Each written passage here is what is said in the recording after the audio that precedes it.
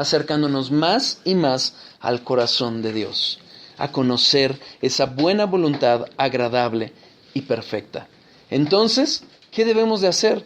Busquemos la sabiduría de Dios, no la del hombre, no la de la vida. Busquemos la sabiduría de Dios. No que la de la universidad esté mal, no, pero que no sea esa la que nos guíe, sino que es la Biblia, la que es la palabra de Dios, la que nos sature y entonces la que nos lleve a conocer más y más a Dios. Ahora, el conocimiento tiene que ir de la mano de la obediencia. El pensamiento hebreo, cuando te habla de este conocer a Dios, te lleva además a vivir a Dios. No nada más saturarnos de conocimiento, sino que haya en nosotros justamente esa intención de querer obedecerlo. De eso que nos está enseñando, de lo que nos está alimentando, llevarlo a nuestras vidas. Salmo 119, 1 y 2. Salmo 119, 1 y 2.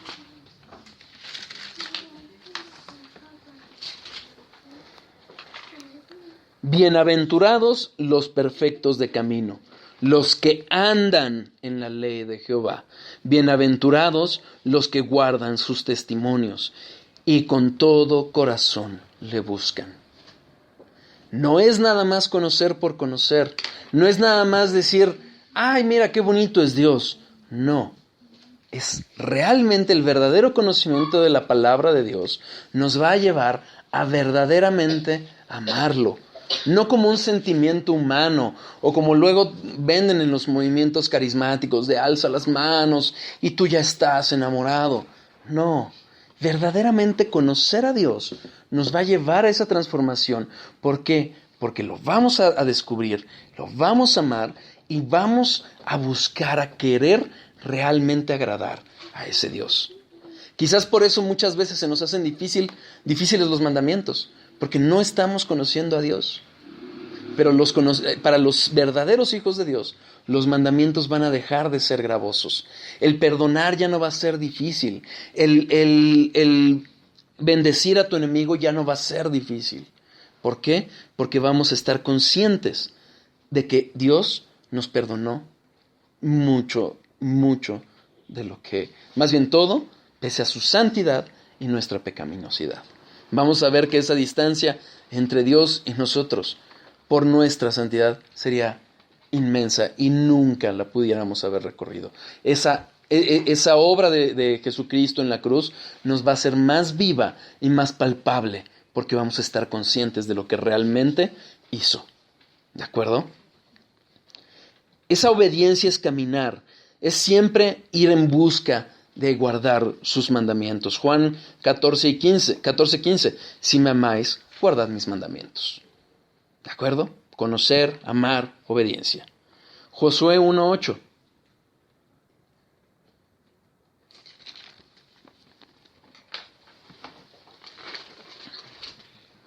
Nunca se apartará de tu boca este libro de la ley, sino que de día y de noche meditarás en él, para que guardes y hagas conforme a todo lo que en él está escrito, porque entonces harás prosperar tu camino y todo te saldrá bien. Habla de un verdadero compromiso con la palabra de Dios. Ya vimos, sin ley, sin palabra, viene el caos. Pero es a través de ese compromiso, de meditar en la palabra de Dios, de día y de noche. En Esdras 8 vemos cómo el avivamiento, el verdadero avivamiento, llega a través de la palabra de Dios. No a través, insisto, a través de movimientos espirituales nada más alejados de la palabra de Dios que tristemente buscan muchos movimientos falsos. Es la palabra de Dios. El verdadero avivamiento siempre va a ir acompañado de un avivamiento en el estudio, en el conocimiento y en la predicación de la palabra de Dios. Los caminos de Dios son siempre más altos que los nuestros. Y la palabra de Dios nunca vuelve vacía. Isaías 55:11. Entonces, resumiendo, ¿quién puede estudiar la palabra de Dios? 1. Solo los creyentes. Primera de Corintios 2. Primera de Corintios 2. del 9 al 14.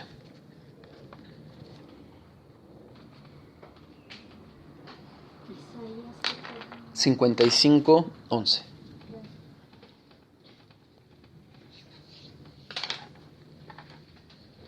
Primera de Corintios 2, versículo 9. Antes bien, como está escrito, cosas que ojo no vio, ni oído oyó, ni han subido en corazón de hombre, son las que Dios ha preparado para los que le aman. Pero Dios nos las reveló a nosotros por el Espíritu, porque el Espíritu todo lo escudriña, aun lo profundo de Dios. Porque ¿quién de los hombres sabe las cosas del hombre sino el Espíritu del hombre que está en él? Así tampoco nadie conoció las cosas de Dios sino el Espíritu de Dios. Y nosotros no hemos recibido el Espíritu del mundo, sino el Espíritu que proviene de Dios, para que sepamos lo que Dios nos ha concedido, lo cual también hablamos no con palabras enseñadas por sabiduría humana, sino con las que enseña el Espíritu, acomodando lo espiritual a lo espiritual. Pero el hombre natural no percibe las cosas que son del Espíritu de Dios, porque para él son locura, y no las puede entender, porque se han de discernir espiritualmente. Sin Dios, nuestro espíritu está muerto. Sin Jesucristo que nos lleva a reconciliarnos con el Padre, estamos muertos. Entonces, somos hombres naturales y no podemos conocer lo que es espiritual. Pero en el momento de la salvación, cuando somos justificados, es el Espíritu de Dios quien nos informa las cosas de Dios. En el versículo 10 vemos, nos las reveló. ¿Qué es lo que nos está revelando? Las verdades de Dios. Pero ojo, ¿a quién? Vean cómo Pablo hace la distinción. Nos las reveló a nosotros, a sus hijos, a los que creemos. Esto es un contraste particular con lo que vemos en los versículos anteriores, cuando habla de los filósofos, los sabios del mundo. Es un contraste. Ya lo vimos en el estudio introductorio. Cómo Dios reserva su conocimiento, su revelación para los sabios y entendidos. ¿Y a quién lo revela? A los niños, quienes hemos sido regenerados por el Espíritu Santo, porque es el mismo Espíritu de Dios quien nos va revelando la verdad. Acuérdense lo que vimos en la revelación, cómo para que realmente podamos conocer a Dios, Dios tiene que hablar a nosotros. No es conocimiento humano, no es sabiduría humana, no son ritos. Es la voluntad de Dios expresada a través de su palabra.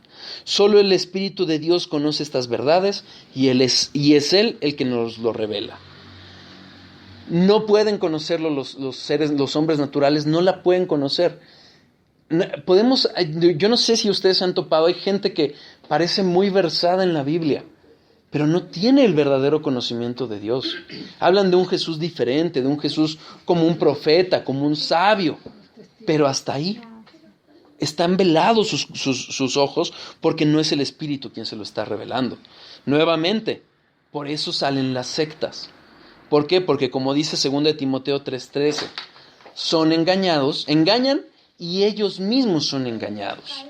Son ellos mismos los que están engañados.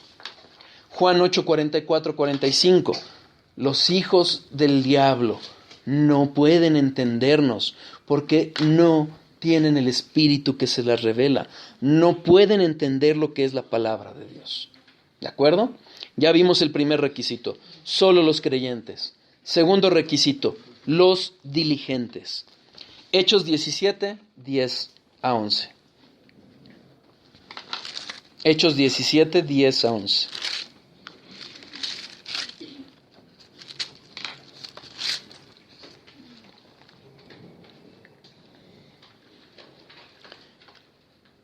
Inmediatamente los hermanos enviaron de noche a Pablo y a Silas hasta Berea, y ellos, habiendo llegado, entraron en las sinagogas de los judíos, y estos eran más nobles que los que estaban en Tesalónica, pues recibieron la palabra con toda solicitud, escudriñando cada día las Escrituras para ver si estas cosas eran así.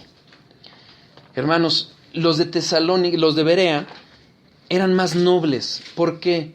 Porque eran más dedicados, estaban más enfocados, como grupo tenían metas claras, comprometidos con la palabra de Dios. Y ese compromiso, esa diligencia los llevó a escudriñar. Este término escudriñar es un término judicial. Es decir, fueron a investigar realmente, a profundizar en lo que decía la palabra para ver si lo que les estaban diciendo era verdad. Y a eso estamos llamados. Hermanos, no estamos llamados a estudiar la Biblia a la ligera. No a, bueno, hoy sí, mañana no, pasado mañana, quién sabe. No, estamos llamados a un estudio diligente. Diligencia. Vemos 2 de Timoteo 2:15.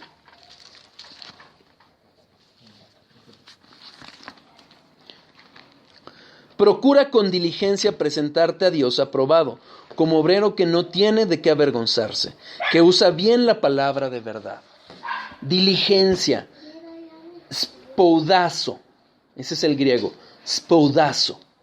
Hacer esfuerzo, ser pronto, ser ferviente.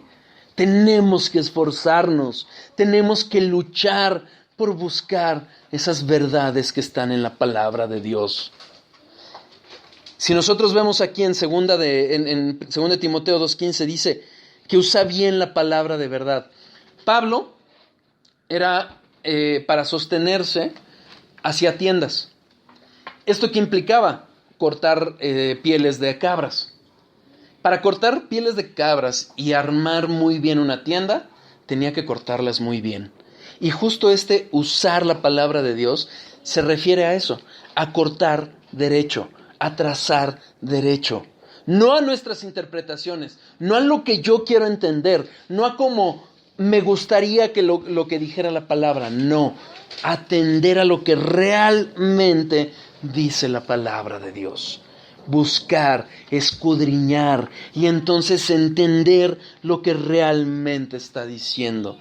1 de Timoteo 5:17, yo te lo leo. Los ancianos que gobiernan bien sean tenidos por dignos de doble honor, mayormente los que trabajan en predicar y enseñar. Esta palabra de trabajo en griego implica un trabajo arduo, no es a la ligera. No es, bueno, pues ya escuché una predicación y lo que entendí lo llevo al púlpito y a ver lo que entiendan. No, es verdaderamente digerir la palabra de Dios, entenderla y predicarla. ¿De acuerdo? Entonces vimos el primer requisito, solo los creyentes. El segundo, ser diligente. Tercero, deseo. 1 de Pedro 2:2.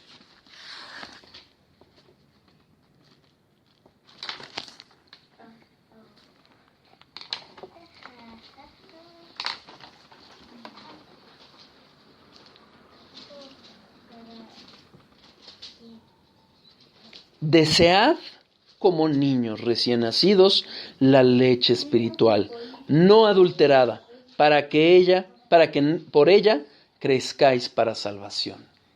Desead. ¿Han visto cómo un niño clama por leche? Con esa desesperación, deseemos, anhelemos. No que sea un accidente de, bueno, pues hoy llegué y, abro la Biblia donde se me ocurre. No, deseemos, anhelemos esa palabra de Dios, así como la leche. Es Dios quien da el hambre, es Dios quien provoca esa hambre. Segunda de Timoteo, segunda de Corintios 15:10 nos dice que Pablo trabajó y aún más que otros, pero fue la gracia de Dios. Entonces, busquemos a Dios. Si no estamos detectando ese deseo en nosotros, busquemos a Dios, orando, hagamos nuestra parte y poco a poco Él irá dándonos en su gracia y misericordia ese anhelo, esa hambre, esa sed por su palabra. Proverbios 2:4.